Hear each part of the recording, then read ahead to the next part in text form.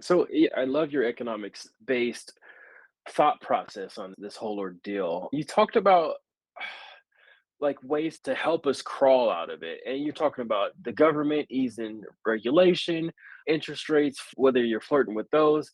What do you think is a way in your eyes that we can help ourselves get out of this?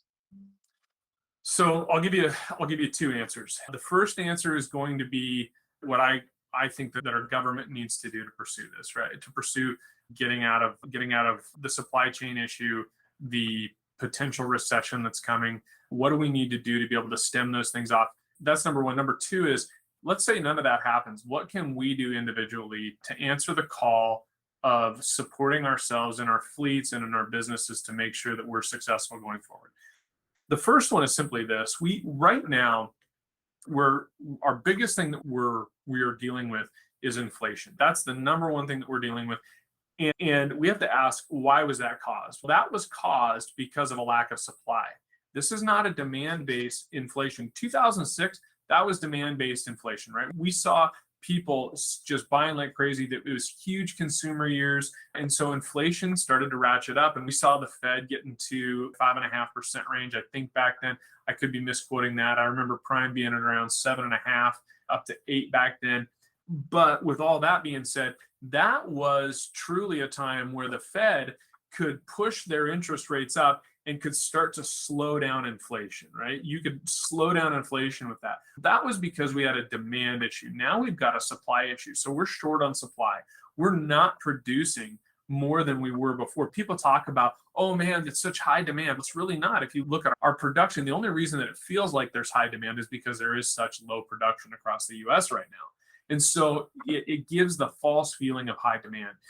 Unfortunately, what we need to do is we need to ease regulation. I would say ease taxes, ease some of the tariffing that we've done, things like that, to be able to get more supply into our country to be able to to be able to drop inflation, right? To be able to, or at least to slow it. And that's something that our administration and Congress is going to have to do. And I don't know that we have the stomach to work together. So the Fed feels like they have to do something. They have to do something to stop this runaway train of inflation. And so the Fed, to do that, they're using a blunt force instrument here. We need a Brad nailer, right? We're working on our cabinets, and these guys are coming in with an 8-pound sledgehammer. And that 8-pound sledgehammer is raising the Fed interest rates, the Fed funds rate. And they're doing it at about 75 basis points, or 0.75%, every single time they meet and decide to adjust that rate. And so it's hitting us pretty hard right now. That is, unfortunately, all that does is that starts to eliminate jobs, right? You start to create unemployment, and you start to have issues with less funds being available. I guess the funds are available, but they're at a much higher rate, so you have less investment back into corporations, into your mom and pop businesses, all the way around. This hurts. The desire is to stop the inflation. I don't know that it's going to work doing that, though. So there's answer number one. What do we need to do? We probably need to peel back some regulation, and maybe that's just for a time. I'm not making a political platform here. I'm just saying that, look, that seems to be what has been successful in lowering it on the supply side, on lowering inflation on the supply side. On the personal responsibility, what do we need to do? Look, we need to be better stewards of what we have. We are an economy right now that's a throw it away economy. One thing that I do like about, I almost hate saying it, I almost regret saying, but one of the things that I like about what's going on right now with limited supply and with inflation is we're being more responsible as stewards of what we have.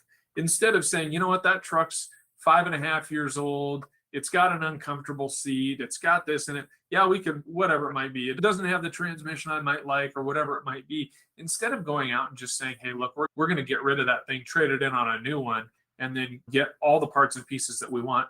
Now we're stepping up and we're repairing these things, right? We're being much more financially responsible. We're repairing them. We're moving toward being overall more financially responsible, more responsible environmentally, in some cases ethically. We think about how much junk we throw away. And when I say junk, I don't even mean junk. I look at myself, to my own shame, I've got, pulling out my drawer here for those who can't see, I've got two extra iPhones sitting here that are old that I'm sitting in the throwaway basket. Now I need to like take those things and go have them refurbished to be able to give them to my employees. I just have been lazy and left those things sitting there for I don't know how long.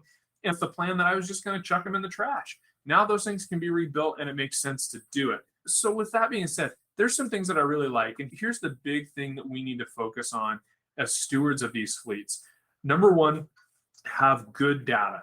Get good data off your trucks and your equipment. Make sure that you know what the issues are as they're arising, that you have good diagnostic data, that you have good fleet life data, those sorts of things.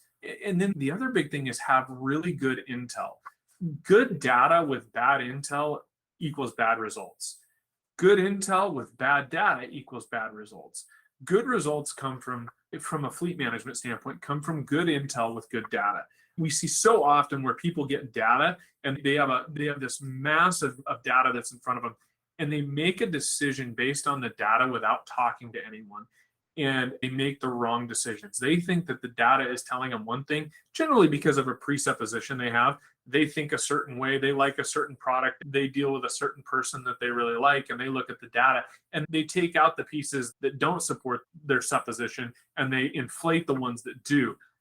Look, that's that. And we all do it. I do it. I know I do. I mean, we all do those sorts of things where we look at the data that's most supportive of what we really want.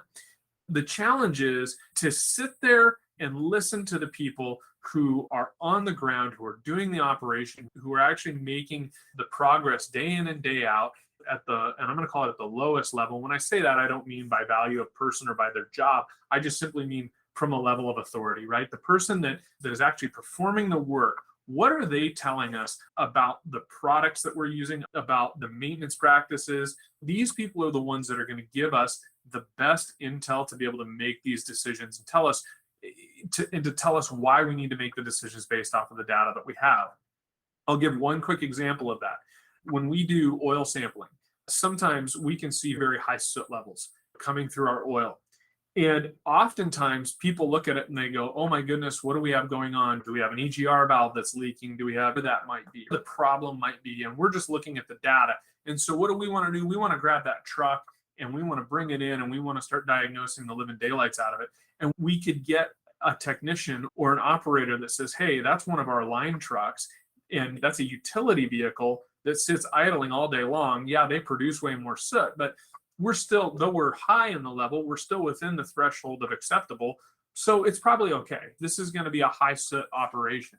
We could sit there spinning our wheels, throw a ton of money at something that doesn't need to be, or go trade in a truck on a new one when we're just going to have high soot levels again, right? When it comes back. And so those are the sorts of things that when I say good intel, we have our data, we see our levels, we see our testing, but what does that actually mean?